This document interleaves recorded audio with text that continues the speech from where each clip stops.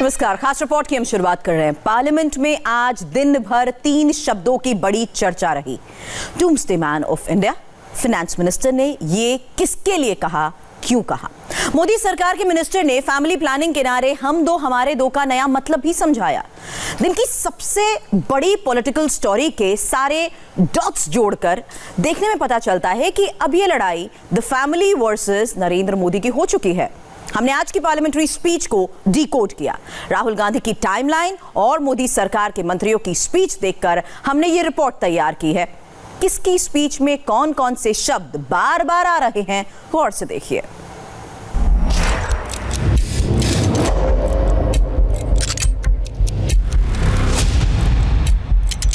The family versus प्रधानमंत्री। एक तरफ खानदान, दूसरी तरफ देश का प्रधान। कांग्रेस और नरेंद्र मोदी की लड़ाई धीरे धीरे वहां पहुंच रही है जहां पार्टी पॉलिटिक्स पर फैमिली हावी है। इस पॉलिटिकल लड़ाई की एक नई डायनामिक्स सामने आई है। कांग्रेस राज्यसभा में तो नरेंद्र मोदी को सुनती है, लेकिन लोकसभा में वॉकआउट कर जाती है। वजह बड़ी सीधी है। राज्यसभा में कांग्रेस के नेता फैमिली वाले नहीं है, जबकि लोकसभा में खुद राहुल गांधी कांग्रेस सांसदों को डायरेक्शन देते हैं। ये पार्टी का ये हाल हो गया है कि पार्टी का राज्यसभा का सबका एक तरफ चलता है और पार्टी का लोकसभा का सबका दूसरी तरफ चलता है। ऐसी डिवाइडेड पार्टी, ऐसी कंफ्यूज पार्टी न खुद का भला कर सकती है, न देश की समस्याओं के समाधान के लिए कुछ सोच सकती है। इससे बड़ा दुर्भाग्य क्या हो सकता है?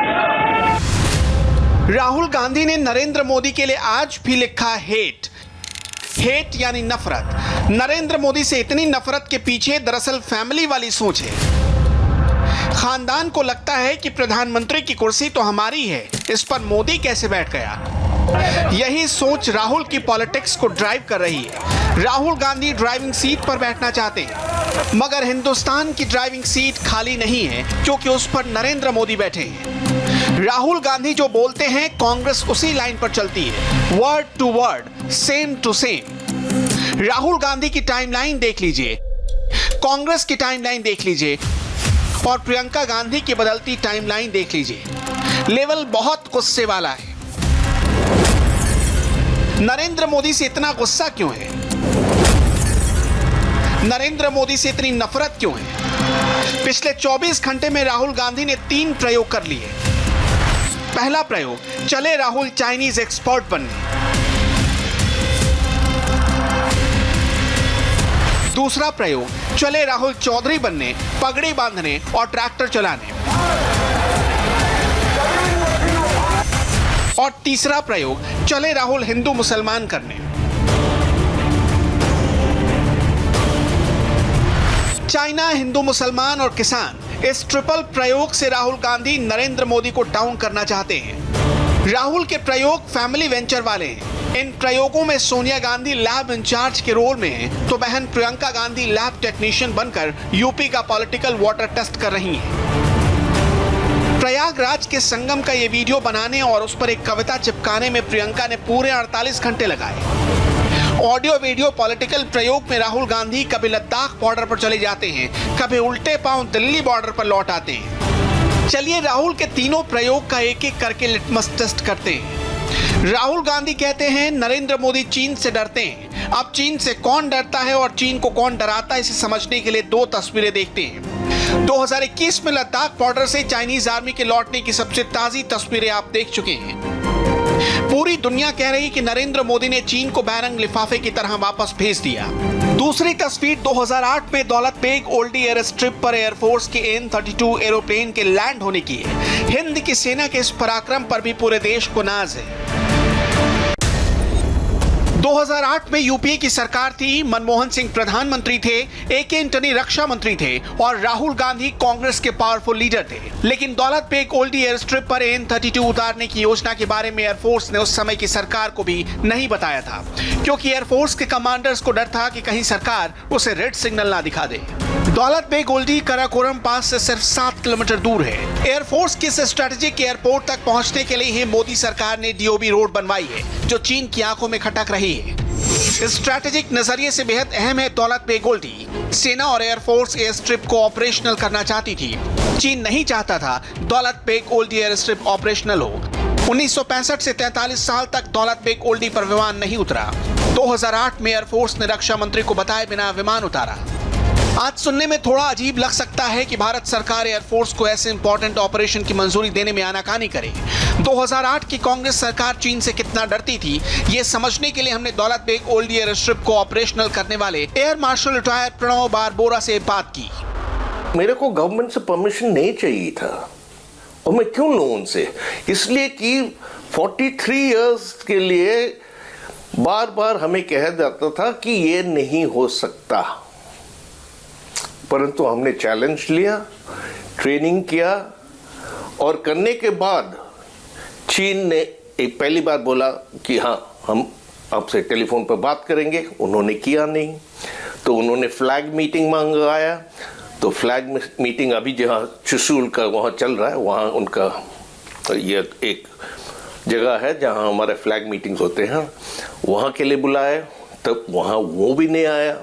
कुछ दिनों बाद डिफेंस मिनिस्टर चाइना गया, और जाने से पहले मेरे से पूछा कि मैं क्या जवाब दूं। वो पूछेंगे कि आप वहाँ क्यों ऑपरेट कर रहे हैं फिक्स्ड विंग एयरक्राफ्ट AN-32। तो मैंने कह दिया कि ये हमारा ज़मीन है, हम जो भी करें, कुछ भी करें, आपसे क्या वास्ता। और चीन ने डिफेंस मिनिस्टर जब गए थे अर्थक्वेक रिलीफ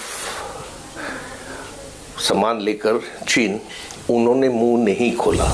राहुल कहते हैं कि मोदी चीन से डरते हैं। एयर मार्शल कहते हैं कि डरती तो कांग्रेस थी, इसलिए Daulat Beg Oldi air strip operational करने से बचती थी। दौलत बेग ओल्डी के ऑपरेशनल होते ही भारतीय सेना को एक झटके में कई फायदे हुए। कराकोरम पास तक भारतीय सेना की पहुंच हो गई। नंबर 2, चीन का CPEC हमारी फायरिंग रेंज में आ गया। नंबर 3, थल सेना की मदद के लिए एयरपोर्ट शुरू हो गया।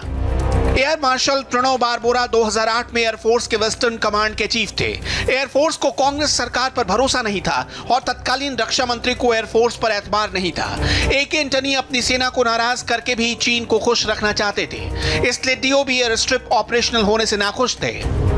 चीन से डरने वाली पार्टी कांग्रेस के नेता राहुल गांधी आज नरेंद्र मोदी को कायर और गद्दार बोलते हैं। एक कहावत सुनी होगी आपने, विनाश काले विपरीत बुद्धि।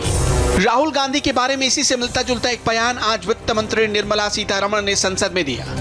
जब देश का कुछ बॉर्डर में क्राइसिस होता है, तब हमसे ना बात करते हुए, सरकार से, हम छोड़ो, सरकार से ना बात करते हुए उनके दूतावास से बात करके क्या हो रही है बॉर्डर में करने वाले और कभी भी भारत देश का भरोसा ना करते हुए बाकी सबको भरोसा करने वाले, और joining the breaking India fringe group, एक वरिष्ठ पार्टी के नेता एक फ्रिंज ग्रुप के साथ ही बार बार पॉलिटिक्स करना और भयंकर abuse, total unacceptable terminology for constitutionally elected heads उपयोग करते रहना और सुप्रीम कोर्ट के द्वारा कटाक्ष होने के बाद अपोलोजाइज करना, मगर दोबारा वही साइकिल में अब्यूज करो, अपोलोजाइज करो, यही रास्ते पे चलना, डिस्ट्रक्टिव पॉलिसीज करना। I'm very scared to think probably he's becoming the doomsday man for India. Doomsday man का हिंदी में मतलब समझ लीजिए। क्रिश्चियन माइथोलॉजी में डूम्सडे कयामत के दिन को कहते हैं, जब सब कुछ मटियामेट हो जाता है।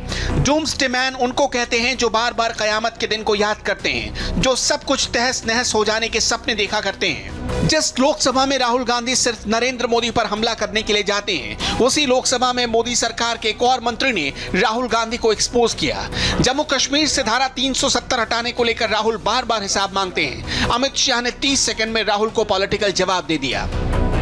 यहाँ कहा गया कि धारा 370 हटाने के वक्त जो वादे किए गए थे उसकी दिशा में क्या किया। मैं तो जरूर इसका जवाब दूंगा। मुझे मौका दी आपने जवाब देने का। मगर भाई 17 महीने हुए, धारा 370 हटे हुए, आप हमसे हिसाब मांग रहे हो। 70 साल आपने क्या करा, इसका हिसाब लेकर आए हो क्या? राहुल गांधी की टाइमलाइन को देखें तो बीजिंग से लेकर कश्मीर तक वो सारी दूरी एक झटके में माप लेते हैं। पिछले कुछ दिनों से वो किसानों के चौधरी बनने की कोशिश कर रहे हैं। नागौर के मकराना में पगड़ी बांधकर मंच पर पहुंचने से पहले राहुल सुरसुरा धाम में लोक देवता वीर तेजाजी महाराज बाम्बी स्थल पर घी नारियल चढ़ाने पहुंचे। लेकिन संस्कृति की समझ ना हो और परंपराओं का ज्ञान ना हो तो सारी ट्रेनिंग बेकार जाती है और ऐसी तस्वीरें वायरल हो जाती हैं। देश की राजधानी दिल्ली में राम मंदिर के चंदे को लेकर तनाव पैदा किया जा रहा है। जो लोग राम के नाम पर माहौल खराब करने की कोशिश कर रहे हैं, उन्हें यूपी की तस्वीर देखनी चाहिए। आज राम मंदिर के लिए चंदा देने मुसलमान भाई आए और चंदा लेने वाले विश्व हिंदू परिषद के लोग थे। ये तस्वीर ऐसी है जिसे देखकर आपको सुकून मिलेगा। बस आपको ये रिपोर्ट धर्म का चश्मा उतार कर देखनी पड़ेगी। आवाज दो, आवाज दो, आवाज दो। एक हिंद, एक हिंद, एक हिंद।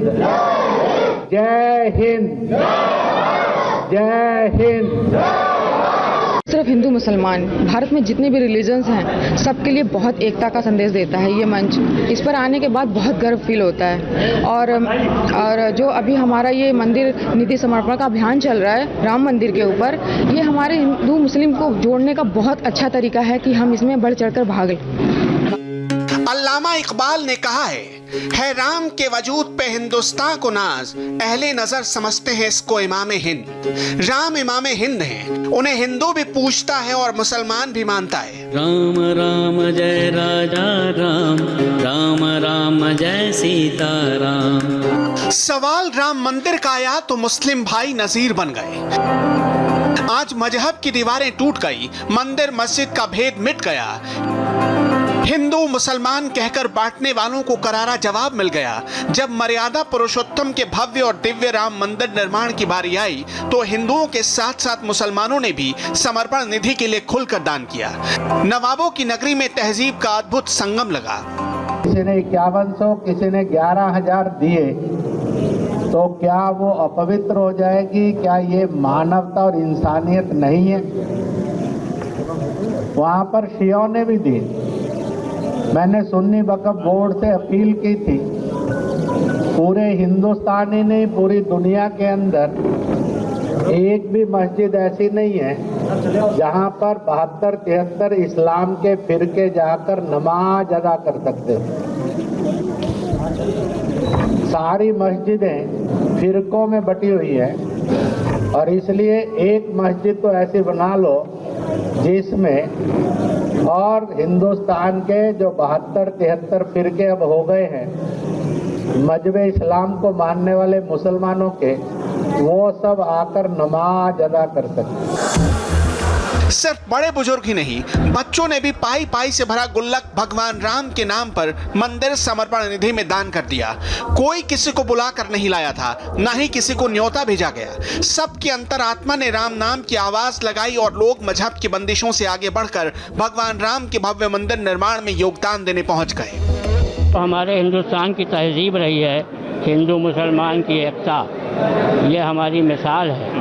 अब इस वक्त कुछ कट्टरपंथी ताकतों ने जिसको मुंतशिर करने की कोशिश की और उन्हीं ने ये प्रयास किया कि मंदिर ना बने, मस्जिद है, ये है वो है, लेकिन मस्जिद हमारी जो है वो विवादित जगह पर जायज़ नहीं है। नमाज वहाँ के ऊपर कोई भी गस्ब की भी ज़मीन हो किसी की भी, तो उस पर नमाज जायज़ नहीं है। हर आदमी को एकजुट करने की सोची और ये बड़ी अच्छी बात है कि हम लोग सब हिंदू मुसलमान जितनी भी कौमें हैं सब एक तरह एक साथ मिल के रहें और हिंदुस्तान को आगे बढ़ाएं। सिर्फ एक महीने के भीतर ही श्री राम जन्मभूमि ट्रस्ट के खाते में अभी तक 1,500 करोड़ से ज्यादा की धनराशि आ चुकी है। मौजूदा समय में 1.5 लाख टोलियां राम मंदिर के लिए समर्पण निधि इकट्ठा कर रही हैं। लोगों ने राम मंदिर के लिए जो भी पैसे दिए उन्हें 37,000 लोग बैंक में डिपॉजिट कर रहे हैं। समर्पण निधि अभियान 15 जनवरी से शुरू हुआ है, जो 27 फरवरी तक चलेगा। यानी अभी इस अभियान में 14 दिन बाकी है। देश के 4 लाख गाँव और 11 करोड़ परिवारों को इस अभियान से जोड़ने का टारगेट रखा गया है। मंदिर नरेंद्र मोदी सरकार की एक बड़ी उपलब्धि है। अब पीएम मोदी ने राम जन्मभूमि की तरह राम नगरी का कायाकल्प भी शुरू कर दी है। इसके लिए 1200 एकड़ जमीन अधिग्रहण करने की तैयारी है। राम नगरी में सीवर से लेकर साफ पानी तक, चौड़ी सड़कों से लेकर धर्मशालाओं, मठों और निर्मल सरयू सब कुछ मिलेगा। पिछले साल ही प्रधानमंत्री नरेंद्र मोदी ने तीर्थ क्षेत्र का गठन किया था, जिसके जरिए राम मंदिर निर्माण के लिए लोगों की समर्पण निधि पहुंच रही है। मुस्लिम समाज के लोगों ने अपने इच्छानुसार राम मंदिर के लिए इस विशेष समर्पण निधि कार्यक्रम में अपना योगदान दिया। किसी ने 1100 रुपए, किसी ने 2100 रुपए और किसी ने 5100 रुपए, तो किसी ने 10,000 की समर्पण निधि सौंपी। सामर्थ्य और शक्ति के हिसाब से किसी ने 100 रुपए भी दान किए। हम लोगों का मजहब एक दूसरे को कोऑपरेट करने का है, उसके लिहाजन हम लोग जो है हिंदू मुस्लिम एकता और भाईचारा बनाए रखना चाहते हैं और हमेशा रखेंगे, लाइफ टाइम जब तक ये ज़िंदगी है सबकी। ठीक है, हम लोग को मजहब भी यही सिखाता है, जहाँ रहो उससे एक मोहब्बत कायम रखो, हर एक इंसान से के बीच में मोहब्बत कायम रहना चाहिए, उसका ही हम लोग जो है प्रतीक है ये। तो निश्चित तौर पर एक बेहतरीन तस्वीर लखनऊ में नज़र आ रही है और यही वजह है कि बड़ी संख्या में लोग यहाँ पहुँच रहे हैं। यतीम खाने की ये तस्वीरें हैं। मुस्लिम समाज के लोग, मुस्लिम बुद्धिजीवी लोग यहाँ पहुँच रहे हैं और श्री राम जन्मभूमि तीर्थ क्षेत्र के लिए जो अपनी तरफ से सहयोग राशि है, समर्पण राशि है, इस समर्पण राशि को यहाँ दे रहे हैं और ये गंगा जमनी तहजीब के लिए लखनऊ में इससे बेहतर तस्वीर नहीं हो सकती है। बहुत बड़ा सौभाग्य समझता हूँ कि मेरा कि मैं भी एक छोटा सा दान राम मंदिर के लिए देकर अपने आप का, अपना भविष्य उज्जवल करना चाहता हूँ, यहाँ पर भी और परमात्मा के दरबार में भी। और ये सारे मुसलमान भाइयों के लिए बहुत ही सौभाग्य की बात है कि उनका भी एक अंश राम मंदिर के लिए लगेगा। धर्म के नाम पर राजनीति करने वालों को यह तस्वीर जरूर देखनी चाहिए।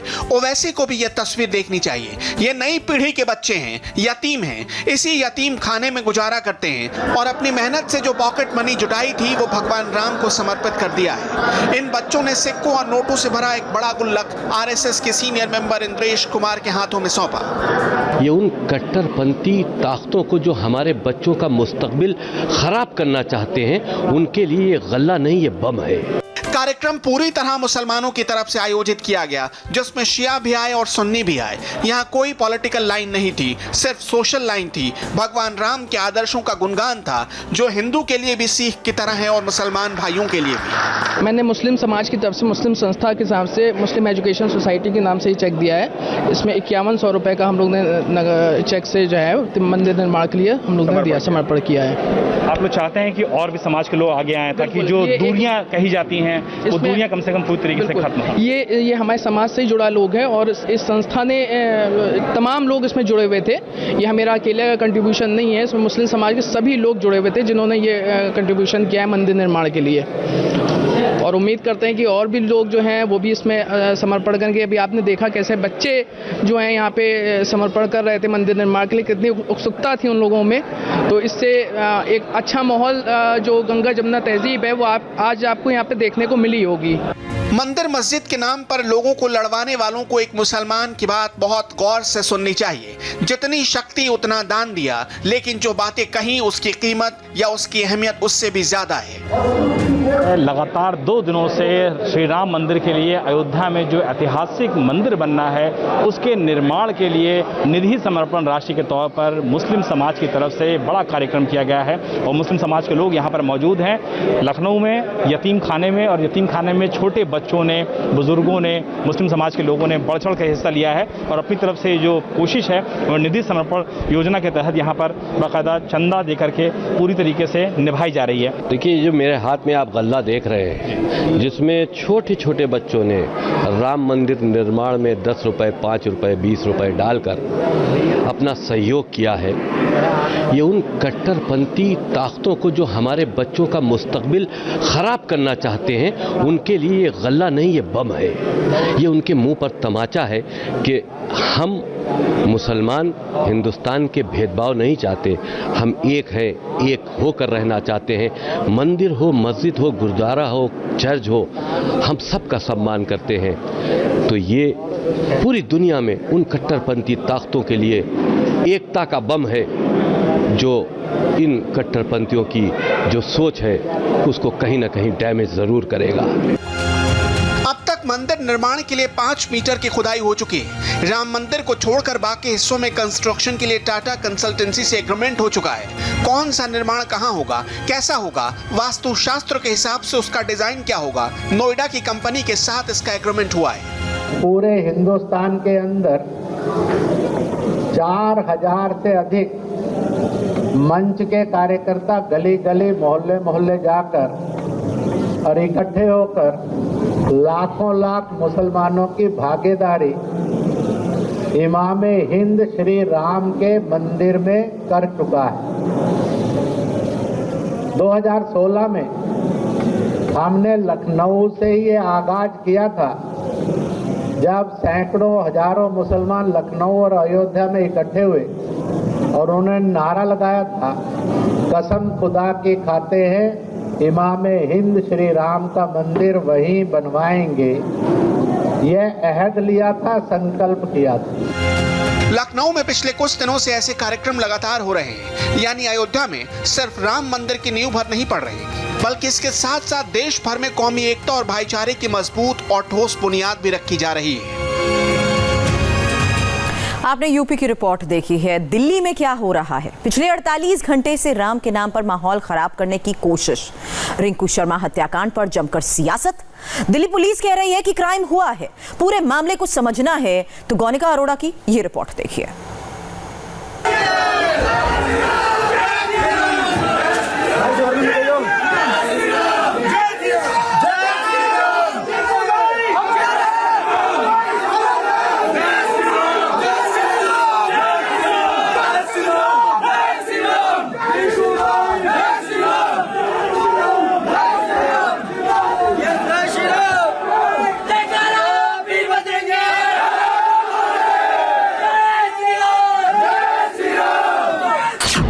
मंगोलपुरी की गलियों में आज क्या चल रहा है? मंगोलपुरी में रिंकू शर्मा के घर के नजदीक इस वक्त तमाम हिंदूवादी संगठनों के लोग भी पहुंचने लगे हैं और कई लोग पहले भी पहुंचे थे और अब भी कुछ लोग यहां पर जय श्री राम के नारे लगाते हुए रिंकू शर्मा के घर की तरफ आए हैं। रिंकू शर्मा मर्डर की जांच कहां पहुंची? क्राइम ब्रांच को ये पूरा मामला सौंप दिया गया है। क्राइम ब्रांच के ऑफिसर्स भी सीएफएसएल की टीम के साथ यहाँ पर पहुंचे थे और जिस जिस जगह पर भी ब्लड स्पॉट मिले हैं, जहाँ जहाँ पर भी सबूत मिल सकते थे, उन सभी जगहों की इस वक्त फोरेंसिक जांच के लिए सैंपल्स यहाँ से फोरेंसिक की टीम ले गई है। कितनी सियासत, कितनी टेंशन। मुझे लगता है कि भाजपा के राज में हिंदू भी सुरक्षित नहीं है, बिल्कुल सुरक्षित नहीं, क्योंकि दिल्ली के अंदर ऐसे हालात कभी नहीं थे कि दिन दहाड़े हत्याएं हो रही हैं। जो लोकल दिल्ली की सरकार है वो इसमें भेदभाव जो कर रही है वो मन को पीड़ा देने वाला है और दिल्ली इससे बहुत परेशान है। रिंकू शर्मा हत्याकांड की फोरेंसिक इन्वेस्टिगेशन।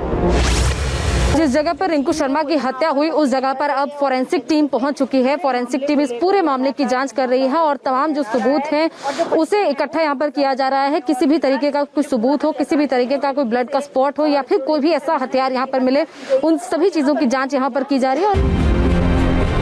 पिछले 24 घंटे से हमारे रिपोर्टर मंगोलपुरी में मौजूद हैं। रिंकू शर्मा हत्याकांड को लेकर इलाके में भारी तनाव है। हमारी रिपोर्टर ने एक एक एक्शन और रिएक्शन को जाना और समझा। रिंकू शर्मा हत्याकांड में इस वक्त 3 थ्योरी फ्लोट कर रही है। पहली, राम मंदिर के चंदा जुटाने और जय श्री राम के नारे लगाने से नाराज आरोपियों ने हत्या की। दूसरी थ्योरी दिल्ली पुलिस की है। एक बर्थडे पार्टी के दौरान रिंकू और आरोपियों का झगड़ा हुआ था। तीसरी थ्योरी में कहा जा रहा है कि होटल का बिजनेस बंद होने पर विवाद हुआ, जिसके बाद उसकी हत्या कर दी गई। तीनों थ्योरीज में मामला 2 धर्मों के बीच का है, इसलिए पुलिस भी अटेंशन में है। पूरा मंगोलपुरी इलाका दिल्ली पुलिस और सीआरपीएफ के हवाले कर दिया गया है। हर एक कॉर्नर, नुक्कड़ पर फोर्स तैनात कर दी गई है। जब इस गली में, इस इलाके में एक जुलूस निकाला गया तो उसमें भी रिंकू शामिल था और जय श्री राम के नारे लगाने के चलते ही परिवार का आरोप है कि रिंकू की हत्या की गई। इसके अलावा पुलिस फोर्स यहाँ पर लगातार पेट्रोलिंग कर रही है ताकि इलाके में शांति बनी रहे, किसी भी तरीके की कोई भी माहौल यहाँ पर खराब ना हो। लगातार सीआरपीएफ के जवान और दिल्ली पुलिस के जवान यहाँ पर पेट्रोलिंग कर रहे हैं। पूरे इलाके में घूमा जा रहा है ताकि अगर किसी भी तरीके का माहौल बिगाड़ने की कोशिश की जाती है तो उसे रोका जा सके। और ये जो सिक्योरिटी है ये कल से ही तैनात की गई है। आज सीआरपीएफ के जवानों के भी यहाँ पर तैनात किया गया है। रिंकू शर्मा मर्डर लोकल से ग्लोबल हो गया है। सोशल मीडिया पर बहस चल रही है। सियासत और टेंशन दोनों बहुत ज्यादा है। मसला गंभीर है, लिहाजा दिल्ली पुलिस ने जांच क्राइम ब्रांच को सौंप दी है, जो हर थ्योरी की जांच करेगी।